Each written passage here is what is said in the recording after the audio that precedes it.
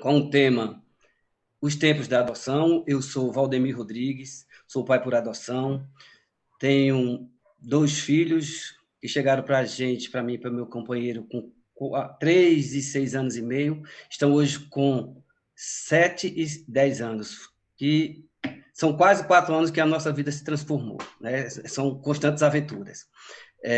Nosso programa é uma parceria, é uma produção do APEGA, a Associação Pernambucana de Grupos de Adoção.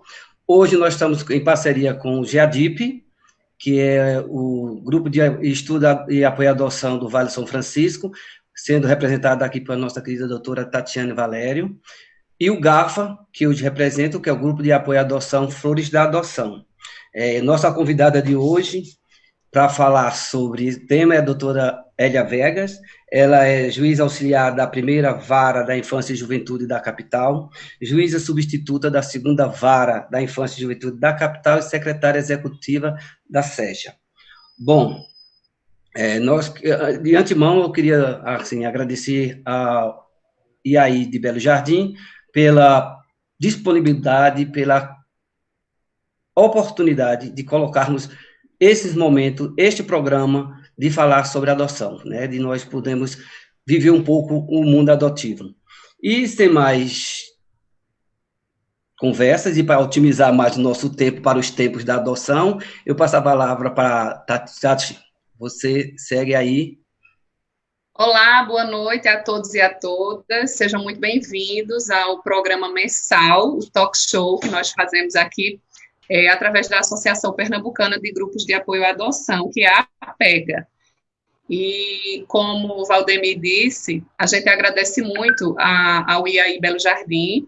Aproveitamos e pedimos às pessoas que se inscrevam no canal IAI Belo Jardim, @IAI Belo Jardim, no YouTube, porque eu acho que todo mundo que é militante de alguma causa gostaria muito de ter a seu dispor esse espaço que a gente tem mensalmente para conversar sobre adoção, não é? E desmistificar tantos temas que precisam ser repensados pela sociedade. E o GEADIP está muito feliz em participar desse momento hoje, não é? Recebendo.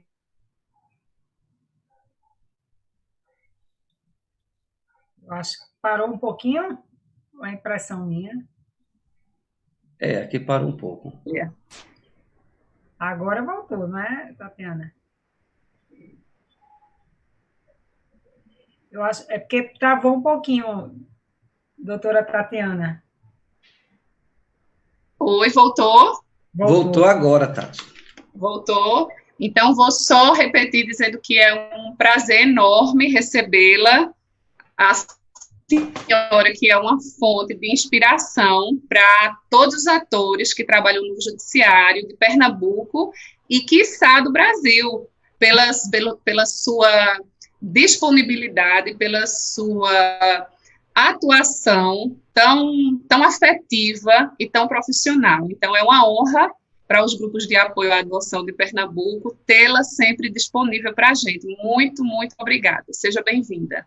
Boa noite a todos, boa noite, doutor Valdemir, doutora Tatiana. Agradecer, né, pela oportunidade, né, de ter essa conversa, né, uma troca, na realidade, de experiências sobre um tema tão importante, relevante, né, a adoção, porque é através da adoção que vidas, vontades, amores, não é, se encontram. E eu realmente sou apaixonada pelo que faço, porque eu acho que é uma área que a gente pode fazer uma diferença positiva na vida, não só das nossas crianças e adolescentes, mas também da família, né? E seja a família conquistada pela adoção, seja a própria família de origem, né? Porque nós buscamos sempre o quê? O melhor para essa criança e adolescente. Então, dizer que é um grande prazer. Que bom. Doutora Hélia, a gente vai começar com algumas perguntas, porque a gente escolheu para falar sobre os tempos, os diversos tempos que a adoção tem, né, para vários lados, digamos assim, desse instituto que ocorre, que nos orgulha tanto. E na experiência dos grupos de apoio, a gente sempre é questionado sobre uma situação bem pontual, né? Porque as casas de acolhida, elas têm lá as crianças institucionalizadas por diversas razões, negligência, abandono, violência, maus tratos e tantos outros fatores, e as pessoas se perguntam por que é que se leva tanto tempo para definir a situação de cada criança, visto que tem crianças que chega a ficar 2, 3 anos sem ter sua situação definida, né? Se volta para a família biológica ou se vai para a família substituta. Então, eu queria que a senhora falasse um pouquinho sobre esse tempo de espera. Realmente, tempos da adoção, não é? Várias vertentes, não é, Tatiana? E em relação à questão do acolhimento, o acolhimento é importante que as pessoas esclarecer, né, primeiramente, que o acolhimento é uma medida protetiva, e aí nós temos o serviço de acolhimento, tanto institucional como familiar. Institucional é uma instituição que pode ser do município, do estado, ou uma organização não governamental que presta esse serviço, né, e que tem que cumprir os requisitos estabelecidos na lei para oferecer esse serviço. Ou pode ser o acolhimento familiar, uma família previamente a selecionada, que passa por todo um processo para poder realizar esse serviço. Lembrando que quem exerce a função de família acolhedora não pode adotar aqueles que recebem no acolhimento familiar. Então, é uma medida protetiva que tem um caráter excepcional. E o que é excepcional? Só deve ser aplicado o serviço de acolhimento quando realmente se verifica, e aí quem vai verificar? Quem trabalha com as garantias da criança ou do adolescente que está em situação de risco, o Poder Judiciário e, na maioria das vezes, na porta de entrada, os conselhos tutelares, que têm uma função muito importante também para a proteção das crianças e adolescentes que estão em situação de risco. Então, se verifica que uma determinada criança ou adolescente está em risco na sua família, aí pode ser a família natural, que se diz pai, mãe, ou até a família extensa, tios, avós.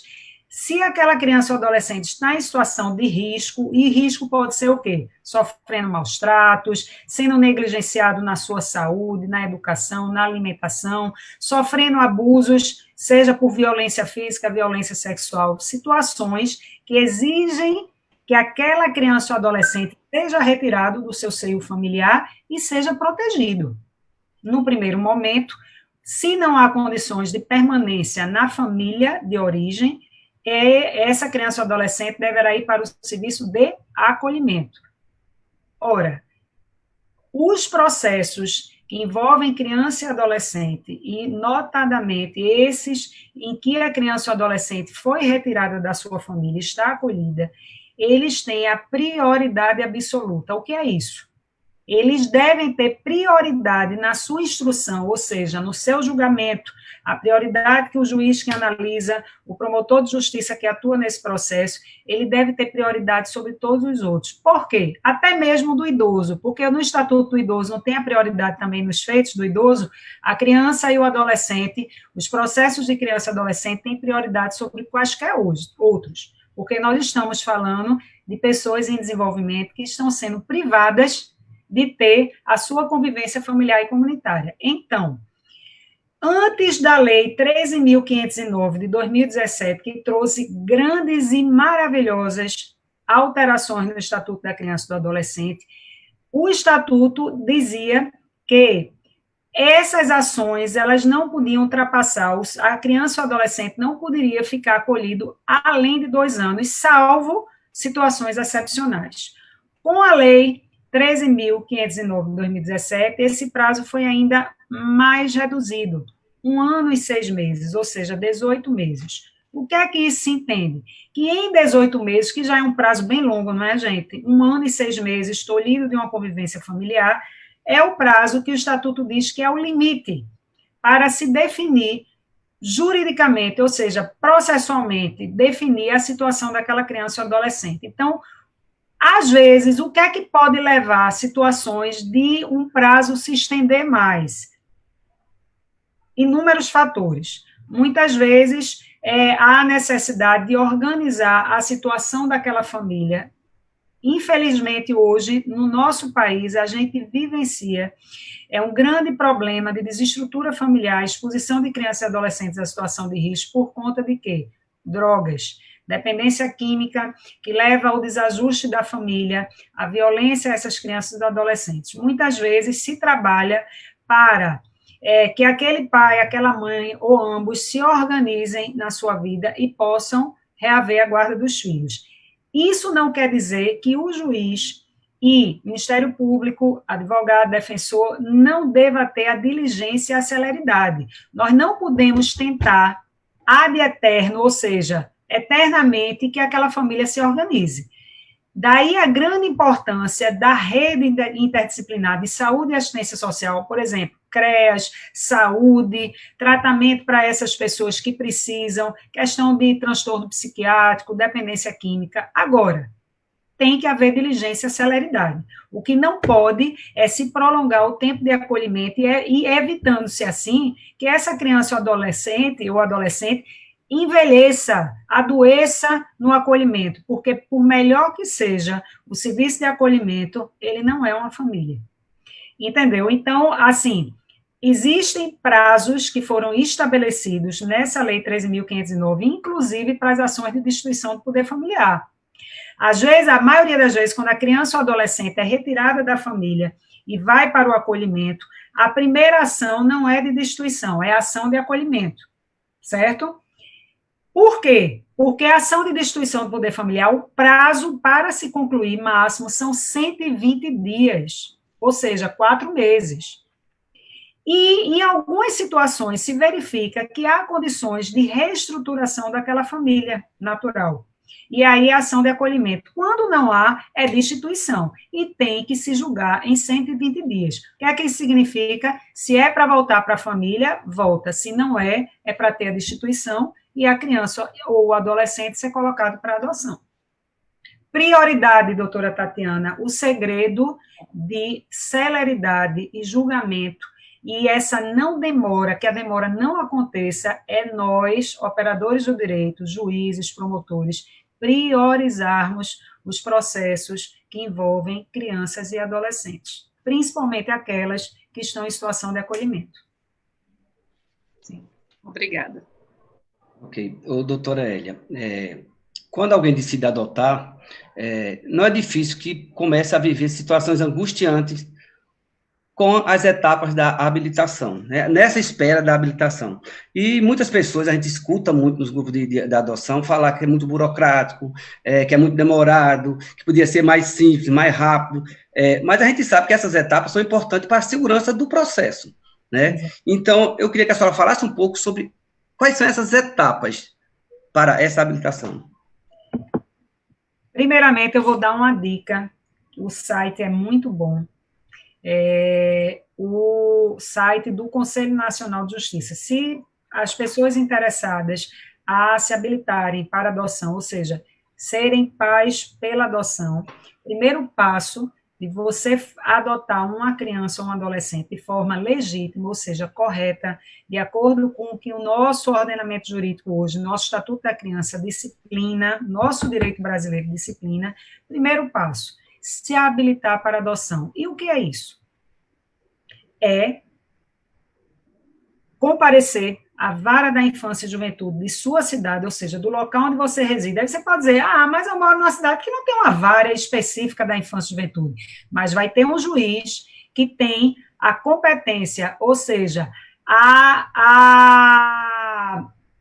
responsabilidade sobre as ações na área da infância e juventude. Então, você vai comparecer no fórum da sua cidade. Se for aqui em Recife, você vai no Centro Integrado da Criança e do Adolescente, que é lá na Boa Vista, na Fernandes Vieira. Comparece na vara, e aí eu vou dar depois falar nesse período de pandemia qual é o procedimento, né, a ser feito, e vai dizer, eu quero me habilitar, eu quero adotar uma criança ou um adolescente, e aí você vai passar por esse processo de habilitação à adoção. É um processo administrativo, não precisa de advogado, então não tem custo, certo, financeiro para você ingressar com essa ação, você tem que cumprir alguns requisitos, como o doutor Valdemir quer que eu fale, né, objetivamente. Então, o artigo 197-A do nosso Estatuto da Criança e do Adolescente, ele diz quais são os documentos que você já deve apresentar na Vara da Infância e Juventude. Uma dica para os senhores: entrem ou no próprio site do Tribunal de Justiça de Pernambuco ou no site do Conselho Nacional de Justiça. Se jogar no site de busca Sistema Nacional da Adoção ou simplesmente a tecla SNA, Passos para Adoção, vai dizer todos os documentos que vocês devem apresentar. Então, primeiro passo, providencia seus documentos pessoais, tira cópia, comprovante de residência para você comprovar que você mora naquela cidade onde você vai requerer habilitação, documentos de atestado de sanidade física e mental. O que é isso? Você, nesse caso, vai ter que procurar um médico, só o médico pode dar esse atestado, o doutor Valdemir está de prova aí, né, gabaritado para dizer, não precisa ser um médico psiquiátrico, um clínico, qualquer médico ele pode dar, ele vai atestar que você está nas suas condições, tanto físicas e mentais, para adotar uma criança ou adolescente. Importante registrar, pessoa com deficiência mental pode, o Estatuto da Pessoa com Deficiência garante essa possibilidade. Agora, é lógico que essa pessoa, como qualquer pessoa que queira adotar, vai passar também por uma avaliação interdisciplinar, que eu vou explicar, certo? Que é feita pela equipe técnica da Vara da Infância. Você vai entregar esses documentos, vai entregar as certidões negativas, certidão de antecedentes criminais negativa, certidões cíveis, ou seja, que você não tem nenhum problema com a justiça, que você é uma pessoa idônea, ou seja, uma pessoa correta perante a sociedade, que tem condições de educar e dar uma boa educação para uma criança ou adolescente. Vai apresentar todos esses documentos. Aí você pode dizer, mas vou aonde? Vá na Vara da Infância e Juventude, na vara que tem competência para as ações da infância e juventude da sua cidade. Entrega essa documentação, vai preencher um formulário. Todas as varas já têm um modelo. Recife, por exemplo, tem no próprio site do Tribunal de Justiça de Pernambuco, se entrar, segunda vara da Infância e Juventude, que é a vara com competência, tem lá toda a explicação. Detalhe, em algumas cidades, em algumas comarcas, a exemplo de Recife, Jaboatão dos Guararapes, Paulista, eu não sei Belo Jardim, doutora Tatiana, nós exigimos, além desses documentos que o Estatuto prevê expressamente no artigo 97, um outro requisito, que é a comprovação da participação dessa pessoa que quer adotar em reuniões. Recife, a gente exige 4 reuniões nos grupos de apoio à adoção. Doutor Valdemir, doutora Tatiana, tem muita propriedade para dizer quão importante é aquele que quer adotar, participar previamente dessas reuniões, porque é fundamental que se amadureça o propósito da adoção, o perfil daquela criança ou adolescente que vocês querem adotar, também sejam afastados mitos em torno da adoção, algum romantismo que as pessoas tenham em relação à filiação por adoção. Todos nós criamos expectativas com a chegada de um filho, mas é preciso a troca de experiências com pessoas que já passaram por todo esse processo, para que, na hora de requerer a habilitação para adoção, a pessoa esteja segura e amadurecida do que quer e qual é o perfil da criança ou adolescente que queira adotar, certo? Entrega essa documentação, primeira fase. Segunda fase, aí cabe ao quê? A vara da infância, ao juiz e à sua equipe. Existe a segunda etapa, que é obrigatória, participação do pretendente no curso de formação. Esse curso é muito importante. Nesse curso vai ser explicado o quê? Contexto do que é adoção, as fases, os perfis das crianças e adolescentes que hoje estão disponíveis para adoção no Brasil. Vocês vão participar desse curso. É pago? Aonde é? Quem oferece? Tudo gratuito e oferecido pela Vara da Infância. Nós tivemos uma grande conquista em meio dessa pandemia.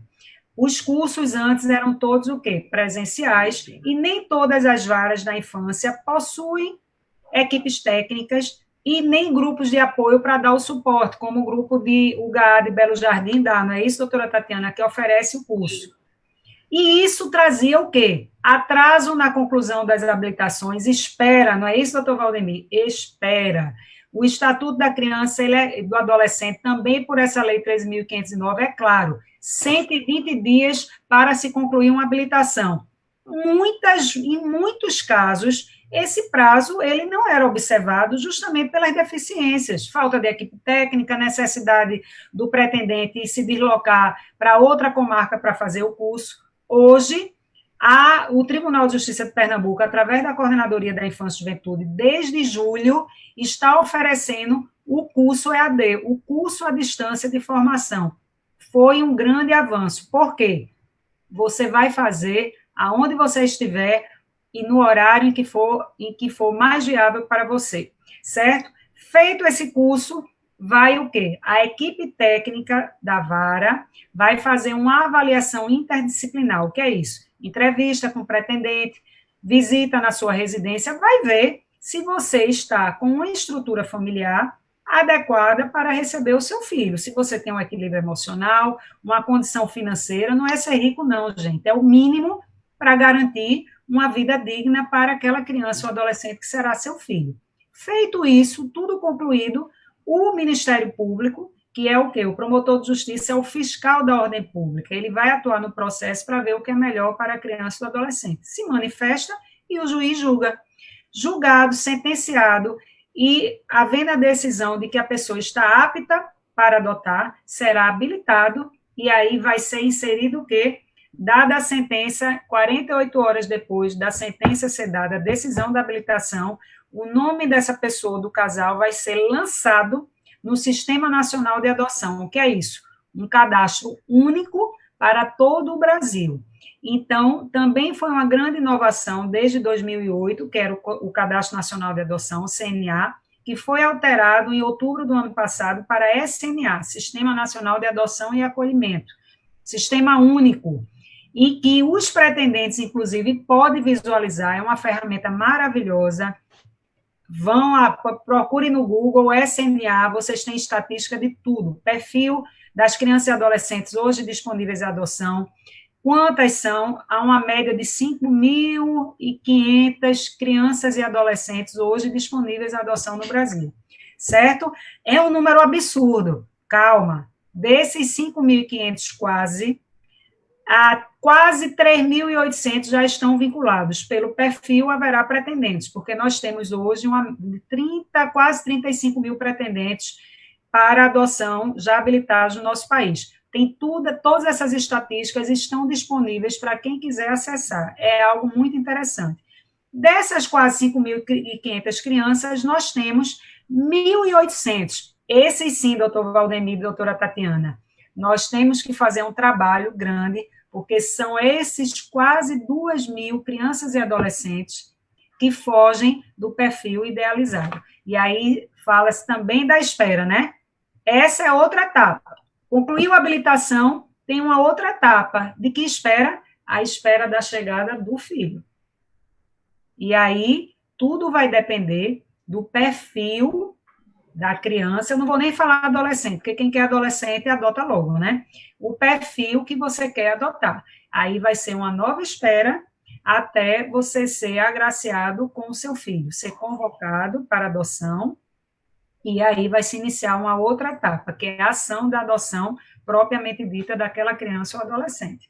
Não sei se eu consegui explicar, mas na prática, os prazos, os marcos dos prazos já são estabelecidos no próprio Estatuto da Criança e Adolescente. 120 dias para se concluir uma habilitação para adoção, 120 dias para se concluir a adoção propriamente dita, 120 dias para se concluir a destituição do poder familiar. Então, veja, tudo é a prioridade que deve ser dada para o julgador, para quem trabalha nessa área também. Doutora Elia, antes da gente passar para a próxima pergunta, eu gostaria de saudar as pessoas que estão nos acompanhando. Tem pessoas até de outros estados, uma pessoa do Paraná acompanhando, são todos bem-vindos e bem-vindas, não é? Os nossos companheiros dos grupos de apoio à adoção aqui do estado também, sejam muito bem-vindos. Quem não curtiu ainda a página do E aí Belo Jardim, curta, se inscreva no canal do YouTube. Eu vou curtir, vou me inscrever também, viu? Para dar aquela força ao nosso amigo Júlio, que é voluntário de todos os grupos de apoio, não é? Ele sempre dá uma força e a gente agradece mais uma vez. A senhora estava falando em relação ao perfil, e é uma coisa também que os pretendentes ficam angustiados, é com essa espera depois da habilitação. E a gente sabe que, em alguns casos, aqui mesmo em Belo Jardim, eu já testemunhei isso, uma pessoa se habilitou e, com menos de um mês, acho que 3 semanas mais ou menos, já recebeu a famosa e tão esperada ligação, né, que é a melhor coisa do mundo, a minha terceira adoção veio assim, foi fantástica, assim, eu não consigo descrever o que eu senti naquele momento com aquela ligação. Então, com mais ou menos 3 semanas depois de estar habilitado, de estar inserido no cadastro, a pessoa já recebeu a ligação. E tem outras pessoas que demoram anos aguardando. Anos. Aí essa demora, ela tem a ver também com o perfil, doutora Hélia? Tem tudo a ver. Então, 2 questões que devem ser ressaltadas. Primeiro, o perfil daquela criança, ou adolescente, não vou falar adolescente, porque, como eu disse, e nós temos hoje, inclusive o próprio Sistema Nacional de Adoção, ele traz essas estatísticas de idade do percentual da faixa etária disponível para adoção. Então, nós temos uma faixa etária muito alta da idade acima dos 12 anos, porque eu digo seguramente aos senhores que nós não podemos mais considerar como adoção tardia, ou seja, aquela adoção que é tida como um perfil de difícil colocação em família adotiva, de crianças até pelo menos 11 anos. Nós temos facilmente já pessoas habilitadas para essa adoção, e temos ainda a busca ativa, né, que eu acho que a gente vai falar um pouquinho dela, né, mas se o meu perfil é de bebê, crianças de tenra idade saudáveis, ou seja, abaixo de 4 anos, você vai ter um tempo de espera maior. Bebê hoje, até 1 ano, o que é que a gente pode dizer? É uma média de espera de 5, 6 anos. Agora, qual é outro fator que pode levar esse tempo de espera a ser menor? O nosso Sistema Nacional de Adoção, o SNA, ele é um cadastro único para todo o Brasil. Mas, no critério de vinculação de uma criança ao pretendente, existem não só o critério da ordem cronológica da habilitação, ou seja, eu me inscrevi há mais tempo, eu vou ter prioridade à pessoa que se inscreveu depois de mim. Mas, além disso, é considerado também, e aqui em Pernambuco nós temos um ato normativo, que é o provimento 01 de 2015, que diz quais são as regras que o juiz deve observar também na vinculação. Primeiramente, a criança que foi inserida no cadastro e disponibilizada para adoção de Belo Jardim, quando a equipe técnica do juízo entrar no SNA, essa criança ela vai ser primeiramente feita a busca para aqueles pretendentes que se habilitaram em Belo Jardim. Por isso que você só pode se habilitar nas comarcas, na vara da infância, onde você reside. Porque a criança daquela sua cidade, primeiramente, ela vai ser o quê? Vinculada a quem foi habilitado pela sua cidade. Então, Belo Jardim, criança que foi disponibilizada, primeiramente vai ser feita a busca para quem? Para os pretendentes de Belo Jardim. Em não havendo, aí vai se ampliar o quê? Para os pretendentes da circunscrição. Pernambuco, no nosso Tribunal de Justiça, é dividido num mapa em que diz as regiões. Passada aquela circunscrição, vai fazer a busca dos pretendentes do estado de Pernambuco, e só depois do Brasil. Então, teoricamente, se eu estou habilitado numa cidade em que eu tenha menos pretendentes, eu, teoricamente, posso esperar menos, não é verdade? Mas tem um outro lado. Uma cidade maior, eu vou ter mais crianças e adolescentes disponíveis para adoção. Então, isso é um pouco relativo. Uma outra questão que pode ser relativizada também é A ordem cronológica, ela não é um requisito que não possa ser relativizado. Se eu tenho uma criança ou adolescente com necessidades específicas, por exemplo, uma criança que ainda que seja um bebê, ela tem um problema de saúde que vai exigir uma família ou com maiores recursos, ou com uma condição que tenha mais tempo para cuidar dessa criança, e isso pode ser verificado e relativizado na escolha do pretendente. Mas o tempo de espera maior, o que prepondera é o perfil que eu escolho. Se eu quero um bebê saudável, branco, menina, eu vou esperar mais. Por quê? É preconceito isso? Não, de forma alguma. A adoção é um ato de amor e tem que ser uma decisão de filiação. Não é caridade e, portanto, quando eu escolho um perfil, eu tenho que escolher aquele perfil que realmente reflita aquilo que eu quero e que eu espero de um filho. Não adianta eu dizer, eu vou demorar 5 anos na fila, então eu vou escolher criança até 10 anos de idade. Eu vou dar o amor e vou me sentir pai ou mãe daquela criança. Então, o perfil, ele tem que ser fidedigno com aquilo que, de fato, eu quero. Daí a importância de uma preparação para a adoção. Mas o prazo de espera também tem muito a ver com a questão do perfil. Doutora e também Elia, a importância de, completando, Valdemir, só completando o que a doutora Elia disse, tranquilo. É muito importante a participação dos pretendentes enquanto esperam nos grupos de apoio, porque, como a doutora Elia brilhantemente pontuou, o perfil, ninguém quer impor o perfil a ninguém. Mas é óbvio que se você participa dos grupos de apoio, você vai ressignificar algumas crenças que você tem, não é? De uma maneira bem processual, no seu tempo, e você pode rever algumas coisas, inclusive o perfil. Então, a participação nos grupos de apoio, ela é imprescindível para uma boa preparação e para o sucesso da adoção, né? Só complementando, doutora Tatiana, foi muito interessante lembrar essa questão.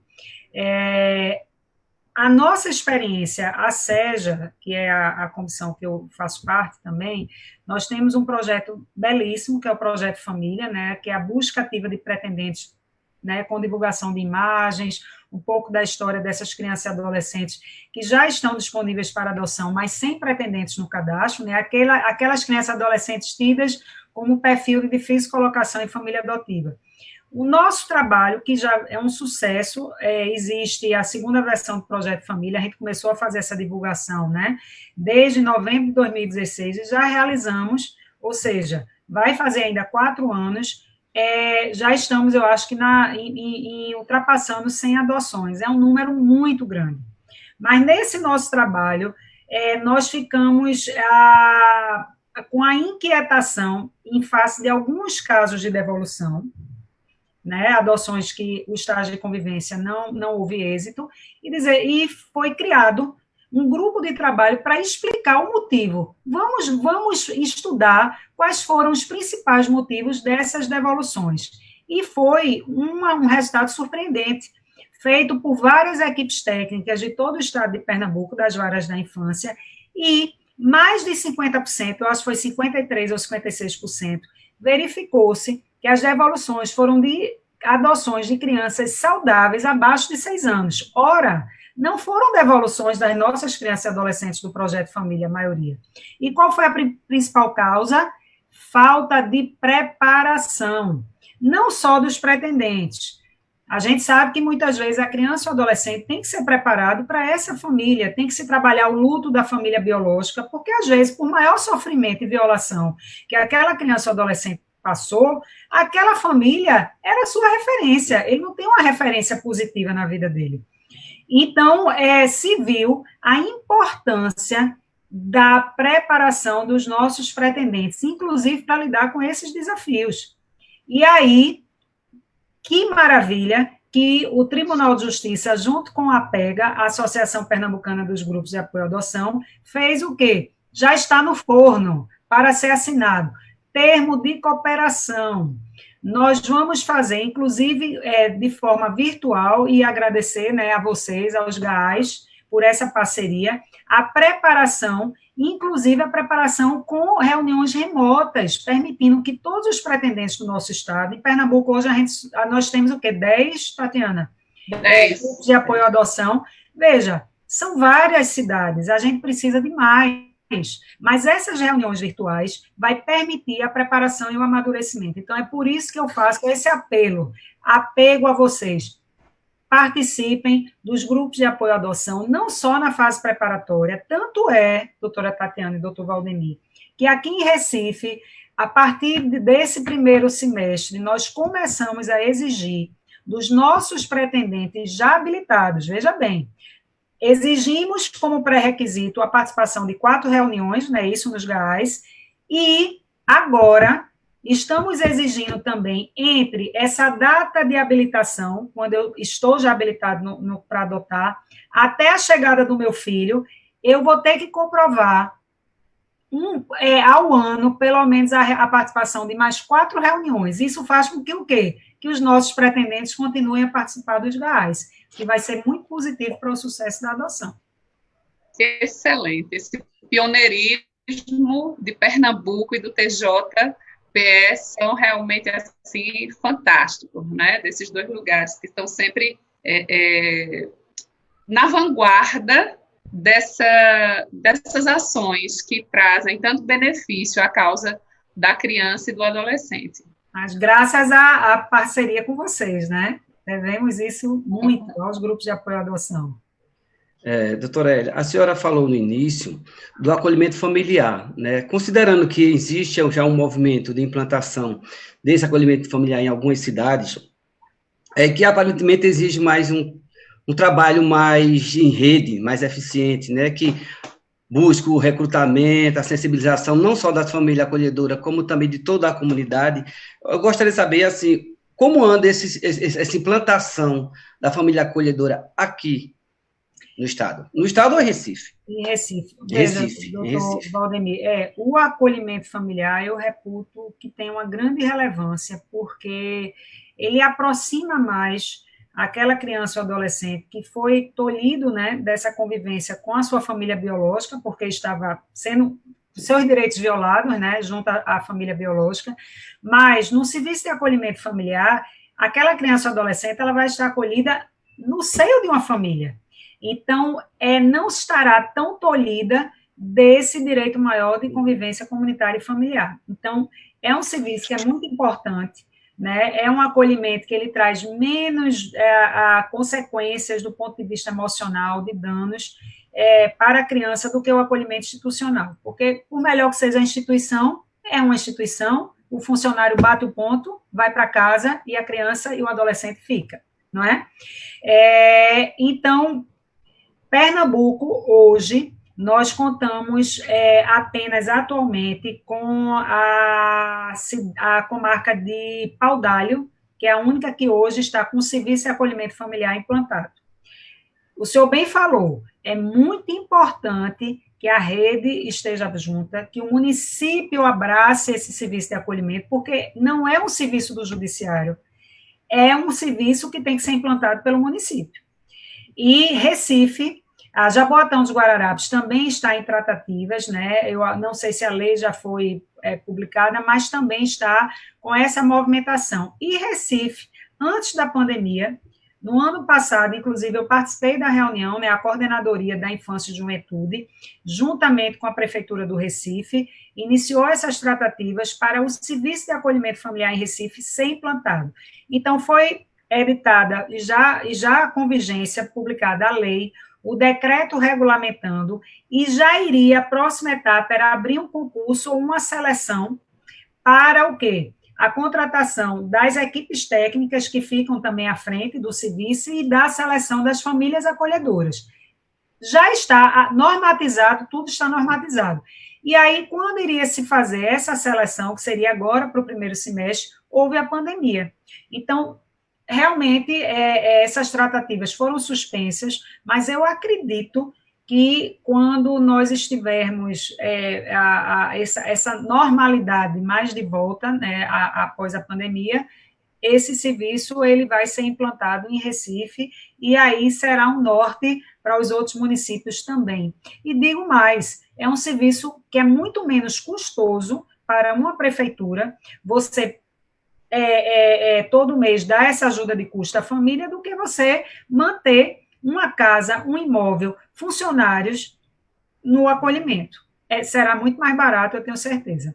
Com certeza. E mais importante, muito mais saudável para aquela Saudável criança e adolescente acolhida. Sim. Isso.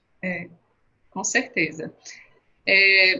A senhora também falou aí muito sobre, nós falamos até agora, desse tempo que o pretendente vivencia, né, esses diferentes tempos, da habilitação, do processo, depois da espera para a chegada do seu filho ou da sua filha, mas tem o outro lado da moeda que a gente precisa olhar e que Pernambuco olha também, né, e tem feito avanços significativos, que é a espera dessas crianças maiores, dos grupos de irmãos, dos adolescentes, que chegam quase a 2.000, né, no nosso estado. Não, no nosso estado não, pelo amor de Deus. No Brasil.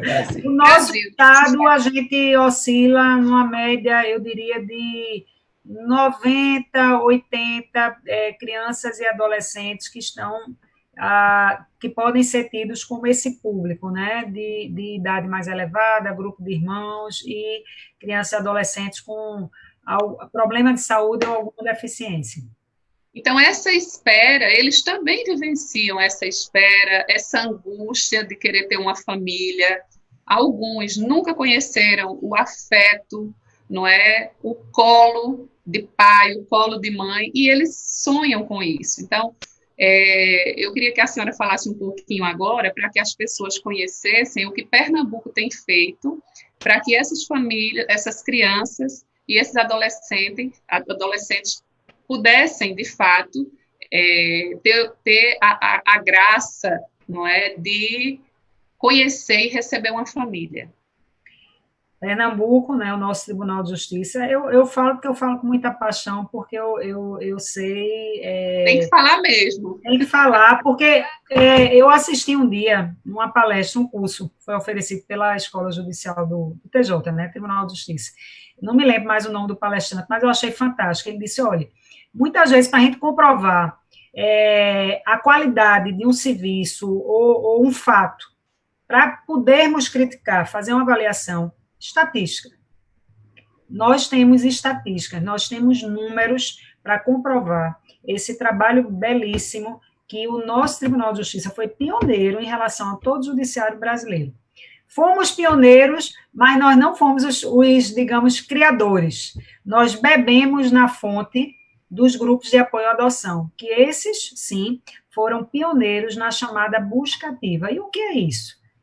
Antes mesmo da implantação do Cadastro Nacional de Adoção, do CNA, que aí todos nós passamos a ter realmente a visibilidade do número de crianças e adolescentes de todo o país que estavam à espera de uma família. Antes eu me limitava ao quê?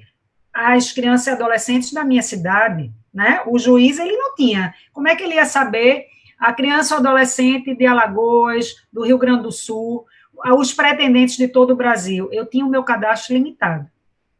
Mas, ainda nessa época, os próprios grupos de apoio à adoção faziam, né, o trabalho de formiguinha. Olhe, naquela cidade de Belo Jardim, tem uma criança de faixa mais elevada ou com problema de saúde que não tem pretendentes. Você, do grupo de apoio à adoção lá do Rio Grande do Sul, de Porto Alegre, tem interesse. E esse trabalho, ele foi ganhando mais força com a implantação desse Cadastro Nacional de Adoção.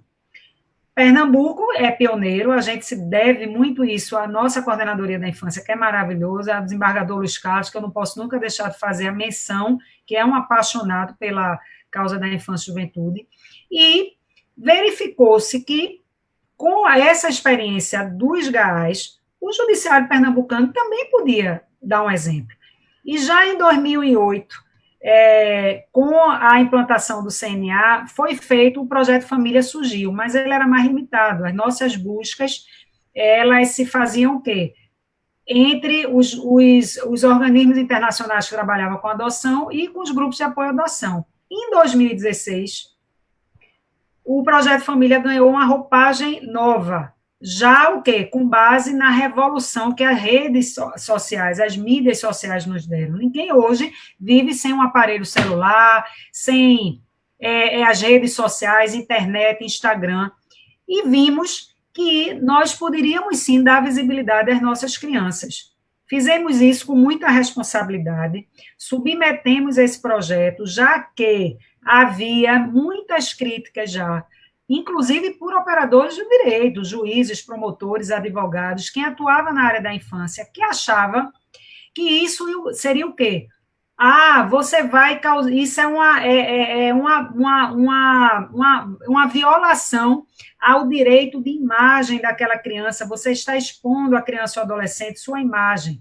O que o Estatuto da Criança ou Adolescente, a Constituição proíbe eu expor de forma vexatória, denigrir a imagem daquela criança. Eu estou expondo a sua imagem visando o quê? A efetivação do direito maior. Uma família para uma criança ou adolescente, como a doutora Tatiana disse, que não sabe, muitas vezes na sua vida, não soube o que é um colo, um carinho, um amor, e que quer uma família. E no caso do adolescente, ele tem que declarar, ele assina uma declaração, ele diz, eu quero ter minha imagem divulgada porque eu quero uma família. Graças a essa divulgação, nós, de novembro de 2016, que foi quando nós tivemos a primeira publicação de imagens, eu lembro, foi um grupo de 3 irmãos.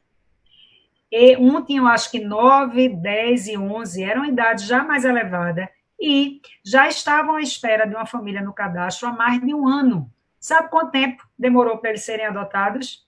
Menos de 2 meses. A publicação foi em novembro, a adoção foi concluída, eu acho que foi em janeiro, se eu não me engano, e por um pretendente que morava onde? Minas Gerais. Se nós não tivéssemos divulgado, esse grupo de irmãos muito provavelmente estaria acolhido até hoje sem uma família. Nós já realizamos 100 adoções, quase 100, até maio, acho que nós estávamos em 93 ou 96, mas já realizamos outras pelo Projeto Família, e é fantástico. Ou seja, nós vamos dar a essas crianças e adolescentes, até então tolhidos, sem pretendentes no cadastro, a possibilidade de ter uma família. Porque, às vezes, quando você vê criança, sexo feminino, 10 anos, com problema de saúde, é frio isso, eu não conheço, eu não vejo. Quando eu tenho essa visibilidade, é outra história, não é? E é importante registrar também que essa divulgação de imagens, ela tem um propósito não só para adoção, mas para garantir também o apadrinhamento, que é outra ferramenta maravilhosa. Nós sabemos que em algumas situações, ou porque o próprio adolescente não quer ser adotado, tem casos de adolescente, não quero ser adotado, eu ainda tenho um vínculo com minha família, eu vou organizar, eu vou ter a minha autonomia no futuro, ou para ajudar a minha família, mas eu não quero ser adotado. Ou há casos em que realmente nós não vamos ter pretendentes para a sua adoção, mas eu posso apadrinhar. Eu posso dar uma assistência financeira, eu posso dar uma assistência à saúde, eu posso dar o meu amor e carinho como um padrinho afetivo. Então, veja as maravilhas que esses programas que dão visibilidade a essas crianças e adolescentes, até então, o quê? Invisíveis. À espera de uma família, mas sem família no cadastro. Eu posso dar e fazer uma diferença muito positiva na vida delas. E graças a esse projeto nosso, desde 2016, quase todos os outros tribunais também adotaram o processo de busca ativa, legitimaram, né? No Paraná, por exemplo, você disse que tem um espectador, né, acompanhando, sim. O Paraná tem, lá é um aplicativo em que os pretendentes se habilitam e conseguem visualizar todas as crianças e adolescentes, né, que estão nesse perfil sem pretendentes para sua adoção no SMA. É maravilhoso, eu sou apaixonada mesmo. Fã de carteirinha. Doutora, eu pensando também agora nas crianças que estão na instituição, que ficam na tutela do Estado até os 18 anos, né? Existe um preparo dessas crianças para a vida abrigamento, e o que se faz? Qual é esse preparo dessa criança, desse adolescente para o mundo?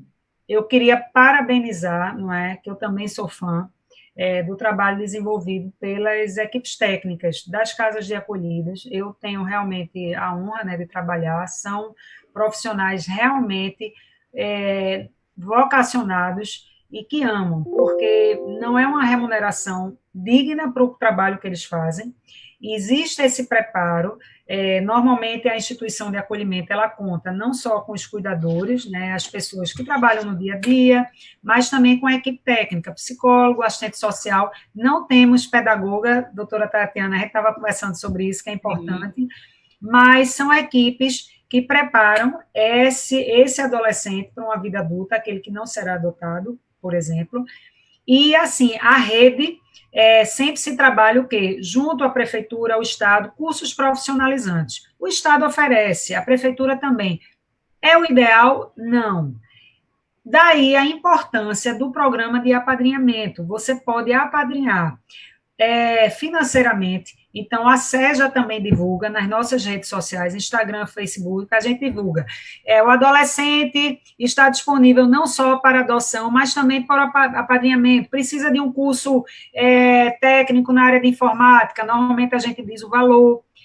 Precisa de um tratamento, a gente sabe, o senhor como médico sabe, né, doutor Valdemir, às vezes tem uma deficiência na rede de saúde, um acompanhamento com um neurologista, um psiquiatra, um psicólogo. Você, profissional, você pode ser um padrinho. Olha, eu vou dispor um pouco do meu tempo, da minha hora de consulta para fazer isso. Ou eu vou pagar, eu vou custear, eu vou ser um padrinho financeiro. Então, isso também ajuda e muito a preparar esse adolescente para ter uma autonomia na vida adulta. Nós já tivemos casos muito bonitos e, normalmente, quando adquire a maioridade, atinge a maioridade, ele não vai ser expulso. Tu completasse 18 anos, vá-se embora, se vire na sua vida adulta. Não, a gente não faz isso com o filho, né? Nossos filhos com 18 anos, eles não são independentes, a gente sabe disso, ainda tem muito que conquistar. Então, eles normalmente não saem, porque existe a vinculação que se cria com a instituição, ali é a casa dele ou lá, e aí se trabalha para que ele tenha autonomia. Muitas vezes se consegue um auxílio moradia do governo, quando ele está trabalhando, consegue alugar um imóvel, aí se faz toda a mobilização para conseguir imóveis, equipar. Há outros casos em que realmente aquela criança, aquele adolescente vai permanecer no serviço de acolhimento e há casas de acolhidas que são próprias para o público adulto. Mas há casos em que o vínculo afetivo é tão forte com a casa e, às vezes, dependendo, nós temos casos de adultos já com deficiência que permanecem na instituição de acolhimento. Porque ele não pode, o próprio plano de convivência familiar e comunitária nacional, ele diz isso, não é? Que deve ser garantido essa transição do sistema de acolhimento para o público infanto-juvenil para o público adulto. Mas ele não é, a gente vai trabalhar para dar ele essa autonomia para uma vida adulta. Certo. Antes da gente ir para o final desse bate-papo tão gostoso... É tão rápido, né? Puxa vida. Mas ainda não terminou, não. Tem umas perguntas aqui para a senhora, viu? Tem muita gente perguntando sobre o curso. Márcio do GAP Paulista já respondeu aqui, colocou até telefone, endereço de Camaragibe, que o pessoal estava perguntando. Mas estão querendo saber com relação ao curso, que estão no processo de habilitação e está demorando a questão do curso, só falta isso para algumas pessoas. E outra pergunta, duas pessoas querem saber também qual é o momento adequado para começar a preparar o quarto do filho. Eita, essa pergunta é desafiante, hein? Pergunta viu? Olha, vamos começar pela primeira, né, do curso EAD. Bem interessante, porque aí abre até o espaço para eu explicar como o judiciário está trabalhando nesse período de pandemia, né? Todos nós continuamos trabalhando e muito. Eu nunca trabalhei tanto como nesse período de pandemia, né? Eu acho que a gente não tem horário estabelecido, então começa de manhã e vai até onde a gente aguenta, né? E, assim, no caso do pretendente à habilitação, Nós tivemos realmente uma demanda reprimida, logo nos primeiros 3, começamos a pandemia e a suspensão das atividades presenciais, acho que a partir do dia 17 de março, certo? Do dia 17 de março ao dia 8 de julho deste ano, ficamos sem curso, sem oferecer curso para os pretendentes. Então, veja, foi março, abril, maio, junho, julho, 4 meses praticamente de uma demanda reprimida que, lógico, atrasou. Só esse tempo de espera já seria o tempo para se concluir uma habilitação, né? 120 dias. Então, de fato, haverá atrasos em muitas habilitações e, por conta disso, o tribunal foi em um mês, a gente foi eu digo porque eu trabalho no setor da coordenadoria, se conseguiu fazer esse curso à distância.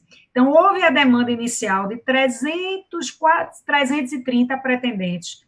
Foi cumprida, existe o curso até, eu acho que já se concluiu até o final do ano, e vai abrir novas turmas, a inscrição, a partir do dia 5 de outubro a 15 de outubro. Nós já encaminhamos o ofício circular, acho que ontem, ou foi na segunda-feira, para todas as varas da infância. Então, qual é a minha orientação para os senhores? Ainda não estamos fazendo o atendimento presencial. Todavia, todas as varas estão funcionando presencialmente, né? O trabalho interno e também para atendimento de advogados, de 9 às 13. Então, os senhores podem ligar ou encaminhar um e-mail para a vara, se já tem conhecimento, e se não sabem nem o telefone da vara, nem o e-mail, e não querem perder tempo buscando no site do Tribunal de Justiça, entrem, baixem nos seus telefones o aplicativo TJPE Atende. E aí vocês vão passar a mensagem. Olhe, eu quero saber, para mim, sou fulaninho de tal, já estou habilitado e falta apenas o curso. Minha vara da infância que eu estou já com habilitação e tramitação é tal. Sua solicitação vai ser encaminhada para a vara e vocês vão ter a resposta, tá certo? Já estão programadas novas turmas, novas inscrições. É isso. E continuamos a trabalhar e dar prioridade para que essas ações não parem e possam ser julgadas no tempo que o Estatuto da Criança e do Adolescente determina para sua conclusão. A outra resposta, né? Se eu posso preparar o quarto do meu filho. Olha, eu acho que toda a gestação, a gente, no caso do filho biológico, a gente curte, né? A gente tem um tempo certo, que é definido, de 9 meses, e no caso da filiação pela adoção, esse tempo é incerto. Então, eu acho que para o internauta que está me fazendo essa pergunta, tem que se fazer uma reflexão se essa preparação do quarto e deixar o quarto pronto, se isso emocionalmente vai lhe trazer um bem ou não. A gente também tem que ponderar isso, né? E esse tempo de espera, eu não posso... Pode aumentar a ansiedade. Pode aumentar a sua ansiedade. Por isso que é tão importante a participação nas reuniões dos GAAs, porque a troca de experiência vai ser muito enriquecedora, até para você se preparar. A depender do perfil, você sabe que terá um tempo de espera maior, mas, assim, eu aconselho também vocês não só participarem dessas reuniões, mas também tirarem as dúvidas com a equipe técnica, onde você se habilitou, ou onde você está se habilitando. Mas, se para você vai fazer um bem ter o quarto preparado à espera do seu filho, curtindo todo dia, olhando, faça. Isso é muito pessoal, não é? Porque também eu vou dizer, se o filho chegar para você amanhã, o que é importante é o amor. O resto a gente administra. O quarto, né? A gente vai administrar. Compra um colchão, bota na sua cama, dorme com você abraçadinho e você vai se organizando. O mais importante é ter o amor e esse preparo para todos os desafios que vêm e as maravilhas, né? Porque os desafios são grandes, né? Do dia a dia, quem tem filho, né? Doutor Valdemir, doutora Tatiana sabe que a vida da gente muda. Não é? Totalmente, mas as maravilhas e os momentos, né, que nós temos com os nossos filhos, aí não tem preço. Verdade. Valdemir, queres falar alguma coisa, querido? Não, eu só queria agradecer, né? Agradecer por participar do programa, por essa parceria que fizemos o GEADIP e o GAFA, pela disponibilidade da doutora Hélia, né? Que para mim foi um prazer realmente conhecer e aprofundar, né, essa relação com vocês, porque somos amigos. Agora somos amigos e agora nós estamos juntos nessa causa, mais do que nunca, nessa causa da adoção. Eu queria dizer também que nós iremos encerrar o nosso programa com uma música, né, com uma música que contempla todo esse tempo de espera, porque essa música fala exatamente de quando o filho chega, o que se transforma esse tempo de espera. Então, é uma música de Lula Queiroga, chamada Portão, e a gente vai liberar no final, e agradecer também a Lula Queiroga, que nos disponibilizou para fazer o uso da música dele, disse que se sentiria honrado em estar junto com a gente nesse programa e nessa causa adotiva. Doutora Hélia. Que maravilha. Eu fazer agradecer pelas considerações finais. Eu só tenho a agradecer, não é, pelo convite, né, e essa me possibilitar de trazer um pouco da experiência nossa, né, do Tribunal de Justiça, da SEJA, dizer também que nos colocamos à disposição. Quaisquer dúvidas, a SEJA tem como uma de suas atribuições a competência de zelar pela correta manutenção e alimentação do cadastro, né, do SNA. Então, quaisquer dúvidas, entrem no site, podem mandar e-mail para a gente, seja, né, ceja@tjpe.jus.br.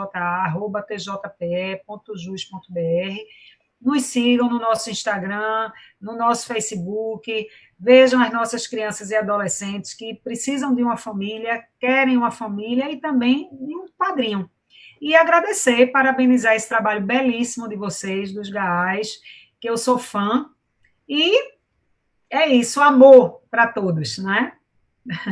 Que bom, nós que agradecemos a sua participação, sempre tão certeira, tão calorosa, tão afetiva, não é? Que isso faz toda a diferença, não é? Porque a senhora fala para além do profissional, né? A senhora é uma profissional excelente, mas transborda nesse profissionalismo para nos envolver com esse afeto, e isso é muito, muito importante. Muito obrigada mesmo. Obrigada. Agradecer a presença virtual de pretendentes dos outros grupos de apoio e dizer que todos os talk shows que a APEGA faz fica disponível no seu canal no YouTube. Não é, Valdemir? Fica no canal do YouTube da APEGA. APEGA, associação, eu agora... Pernambucana, eu acho que é a Associação Pernambucana dos Grupos de Apoio à Adoção. Mas eu não sei se lá no YouTube está assim, tá. Associação ou APEGA, Associação Pernambuco. Mas colocando APEGA, vai ver logo lá o com uma sombrinhazinha de frevo, aí já sabe que é a APEGA. Aí você pode assistir todos os talk shows, a gente todo mês traz um tema diferente, não é? Para que tanto os pretendentes como as famílias, a sociedade de um modo geral, possa refletir sobre essa temática que tem mudado a vida de tantas crianças e adolescentes institucionalizados. Então, nosso muito obrigada a todos, um agradecimento especial a Júlio, do IAI Belo Jardim, e a gente se encontra no nosso próximo talk show. E, Valdemir, com você agora a música, né, para encerrar esse momento tão lindo. Bom, a música quem vai ser colocada aí é pelo Júlio. Agora, eu queria lembrar a todos que dia 23 nós temos um encontro, o pessoal do GAFA, Grupo de Apoio Flores da Adoção, com Tati Valério, doutora Tatiana Valério, que vai fazer a nossa reunião mensal, né? A adoção não é tabu, ok? Pronto. Boa noite a todos, né? Amor para todos, que Deus nos abençoe e até a próxima. Tchau, gente. Até a próxima. Foi ótimo. Tchau.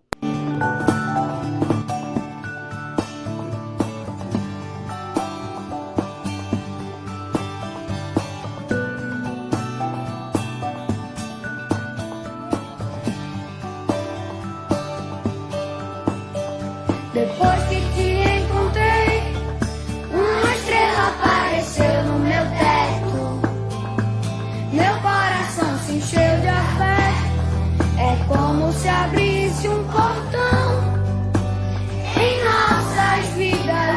Depois que te conheci, é como se não houvesse antes. O mundo é agora em diante, é como plantar um jardim. Nem sei quanto tempo esperamos, até que um dia, enfim, você faz parte de mim. Chama de pai, chama de mãe, chama de filho.